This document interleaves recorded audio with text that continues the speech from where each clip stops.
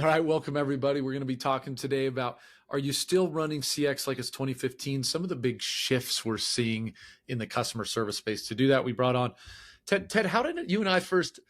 I feel like I've been following Ted for like 10 years or 7 years, but he was a little bit of a nemesis when he was at Zendesk. I was a customer, but it's one of those like, always had a lot of respect for him and followed a bunch of his stuff. And lately I've just been bugging him more. So Ted, thanks for joining, and how are you? No, I'm great, Gabe. It's always great to catch up. Yeah, no, shoot, we go back, I don't know, 8, 10 years now, I guess. I mean, I spent about a decade at Zendesk, doing all things product marketing over the years. And Customer was one of those cool companies that, Yes. kind of showed up into the market with a fresh new approach. And eventually we had to pay attention at Zendesk. And so spent a lot of So time. we crossed paths a little Yeah, bit there, but like I yeah. said, always admire. I mean, Zendesk, such a cool story, and obviously want to dive into a little bit of that today. So close to the front line on the latest and greatest in CX and AI, and so want to jump into that. But yeah, tell us just a little bit about yourself, some of the things you've been doing, and kind of what's in the future here. Yeah, so I mean, I hit on this earlier. So I spent about a decade at Zendesk. A decade. It's an eternity in tech, right? But over those 10 years, it was just the company. It was like 3 or 4 companies, right? Hyper growth, some struggles, some more growth. This shift to AI. It was just a really fun ride to see kind of the company and the industry evolve. And the reality is, what's hitting customer service now is like an order of magnitude bigger than anything I saw over those 10 years. It's this tectonic shift. So I left Zendesk at the end of 2024.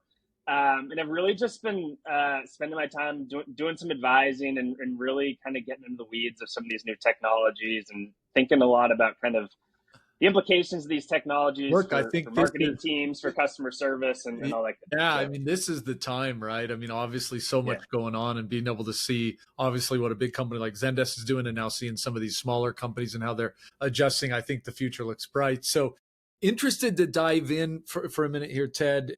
Obviously, again, you mentioned Zendesk. I forgot it was a decade. So you saw so much happen. Obviously, even recently, this big generative AI shift, product teams, CX leaders. Talk about this shift for a minute. What shifts are you seeing in customer expectations, and where are some of these businesses falling short? Kind of give us the big picture here. Yeah, I mean, it's customer expectations, like you go back a decade, the effortless experience, right? Yeah. This is something that's been talked about for so long. And, some things are changing and some things haven't changed at all. I mean, at the end of the day, customer expectations are the same, right? They just want to get their problem solved in a fast, and that's been the case for decades, right? So I appreciate you saying that. that. Like, every once in a while, you try to take a different spin. It's like the customer wants it to be even faster than they wanted it before. They've just always wanted it to be fast, and they've always wanted it to be easy, right? I think so. So that hasn't changed. I think what has changed, though, is that customers, they're using this technology in their own personal lives. And so they know the technology is now finally capable to deliver those great experiences. And so it's not that the expectations of the service experience have changed. It's the expectations of the technology behind those service experiences have changed. And so they actually believe that companies can now deliver those experiences they expect. And if they don't get them, they're not very happy. That is a good framing. Okay, so yeah, expectations haven't maybe changed as much, but our ability probably for the first time in a decade or two, like to actually deliver on some of that stuff, like speed. I'm thinking about you and I, like we wanted to do self-service with speed, but in so many instances, it kind of led to a lackluster experience, or in some ways, if you had a very basic question, some of those workflow chatbots originally, I know Zendesk bought one of those in the early days, and like it helped, but it feels like, to your point, we're probably now to a place where maybe you can't actually get it. You can get it fast, you can get it right, and you can get it kind of in detail. I think that's right. And I think going back to the expectation piece, even 3 years ago, we just sort of had this expectation that bot experience, with the bubble choices within the bot, like that was just as good as it was going to get. And so we just sort of expected that chat experience to be lackluster. That's no longer right. I'll give you this example. Like I was just a couple of days ago coming back from vacation. I have 3 little kids, and Awesome. the end of a long travel day, some flight delays were going to cause us to miss a connection. So just one of those like really stressful experiences, right? You know, it's already the end of a long day, 3 little Traveling with kids. kids is the worst. Say no Just more, dude.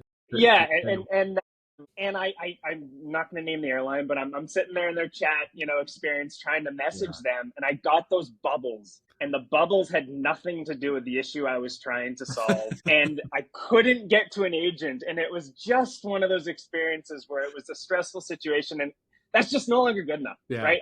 I need, if nothing else, just let me talk to an agent, right? Don't put me in this kind of chat bubble, you know, experience that never ends.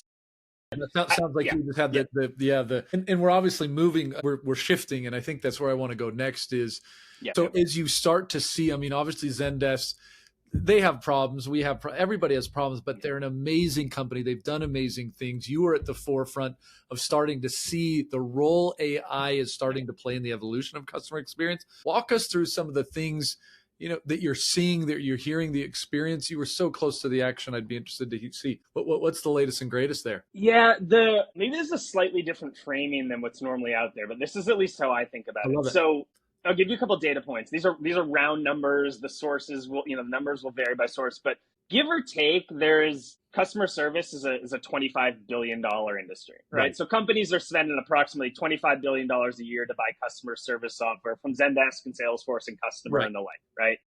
The amount of money spent on customer service labor is an order of magnitude larger.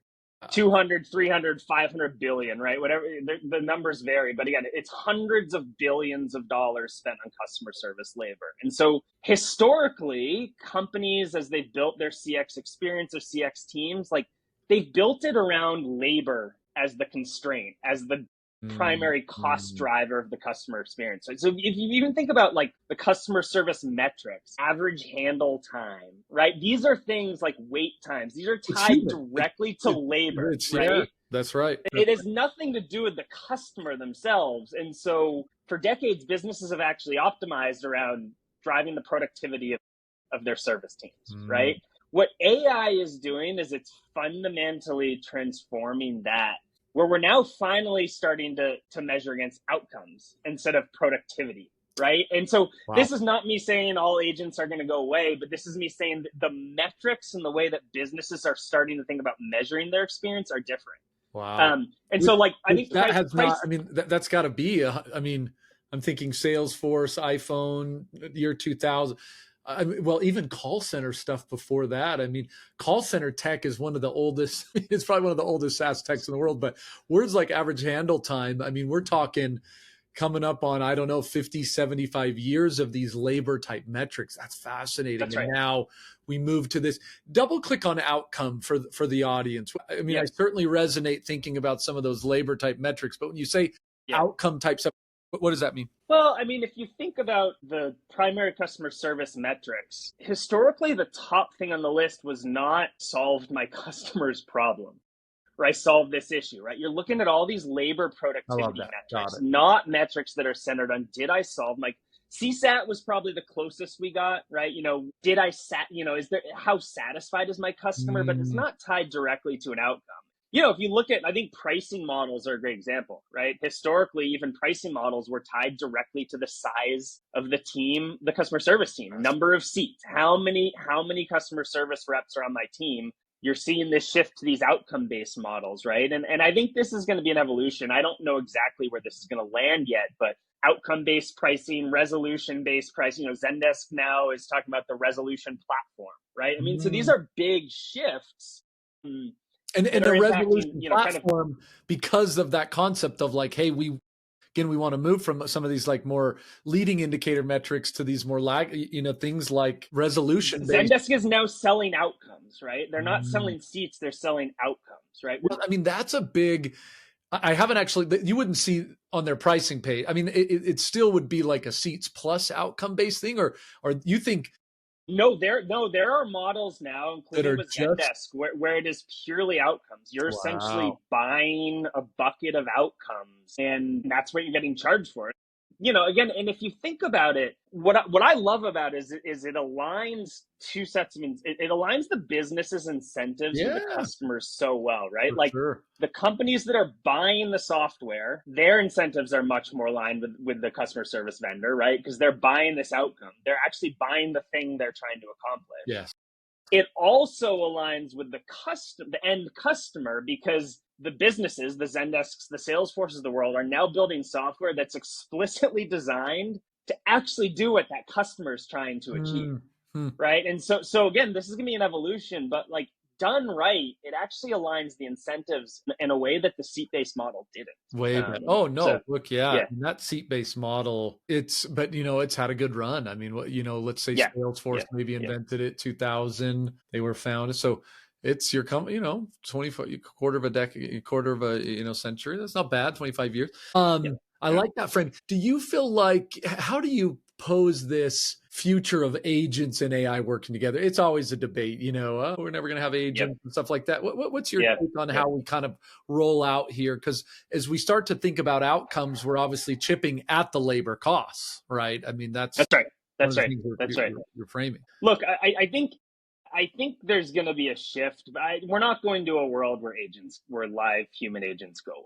I just don't think we're going there. If for no other reason, we're all humans and we like human connection, right? There's some elements of that we're always going to want.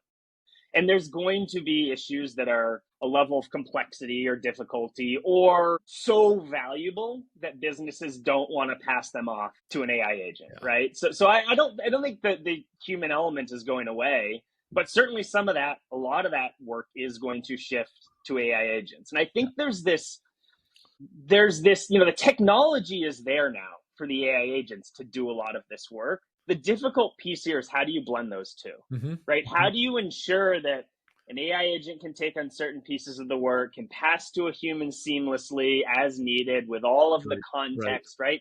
That's not easy. And I think the companies that get this right, that win, are going to figure out how to blend those two together. You and I chatted about this, Gabe, I think a couple months ago. Like, I don't know yet who's going to win. I think I'm pretty confident that it's going to be like, you're going to have to blend those two to get this right. On that winning, I'd love to hear your take on, and now I'm just throwing questions at Ted. We had a little bit of agenda. Now I'm just asking whatever the heck I wanted to. When you think about winning, I'd be interested on a quick take of what types of companies are going to win, like the Zendesks of the worlds, the Salesforces, a lot of new players, the Decagons Yeah. you and I talked about, Yeah. the new Yeah. entrants. But then I'm curious about some of the brands, like what is it going to be? How are they going to win, or what's going to be the DNA of those winners? I would be interested to just get your take on that. Companies who are trying to win with AI, do you see the big Yeah. players continuing to dominate, these newer players? How does this shape the kind of the industry that we're seeing customer service right now? Yeah. I mean, I don't know. The couple of sort of variables or the things I think about are, the Zendesk, the Salesforces of the world, they have these amazing customer bases Yeah. already, right? And sort of their opportunity is to take this new technology and package it up in a way that's easy to adopt for all their existing customers, right? Like these customers love them, and these Zendesk, Salesforce, they're doing great stuff for these customers. So how do you take them on that journey with you? Yeah. Right, they're already embedded with your platform. How do you take them on that journey? The flip side is the Decagons and these other companies. Do they create something that's either fundamentally different, or do they make it so much easier to adopt that somehow that kind of allows them to jump ahead of the companies that have all the distribution and have the existing customers right now, Yeah. right? And again, this AI, it's moving so fast that I honestly don't know, but I think that to me is like the battlefield, is like these companies with the customer bases and the distribution, can they just, deliver great, effective AI in an easy way, make it easy to adopt for their existing customer bases? And if they do that, I think they're in a really, really good place. Yeah. We don't know what these new companies are going to come up with. It is so cool what they're building. And it's moving so fast, to your point, but battlegrounds are kind of taking shape, right? Obviously always the legacy players they have a base that's amazing. If they can just protect that base, I think that'll be, really obviously good. And I think the shift, the key for those vendors, we talked about this earlier, but I do think it's going to be they evolve away from this sort of seat-based model to Yeah. this outcome-based model, right? Yeah. Because all these startups are going to be building from day one with outcomes in mind, and so Yeah. it's the opportunity and the challenge for the Pricing, it big comes vendors. down to pricing a lot. Cool. Then Yeah, flip yeah, that for a yeah, minute. For companies trying to navigate, I mean, we've got brands they're on these larger platforms. They're getting hit up with a yeah, new AI vendor yeah, every day. How would you coach them, one, to kind of navigate that battlefield of, big, small, yeah, fast, different tools, but yeah, also what are some of the things they can do to win with AI? They got to do it. How do they do it to win? yeah. I mean, number one, they got to do it. There's this Look, I starting love point, it. which is, some Yeah. companies are way out in the bleeding edge, and some companies are taking a back seat. And I think one, you gotta commit to it. And when I say commit, I think you really have to commit.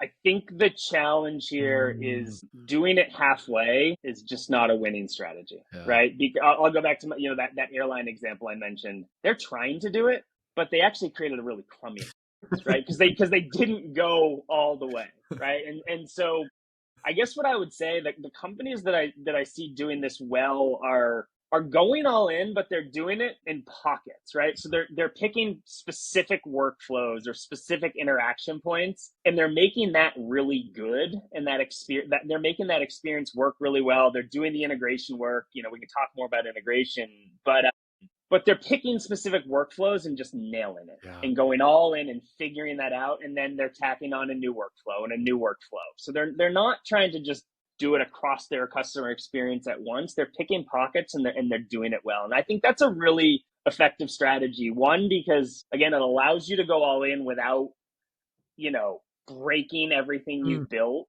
mm, over the last decade.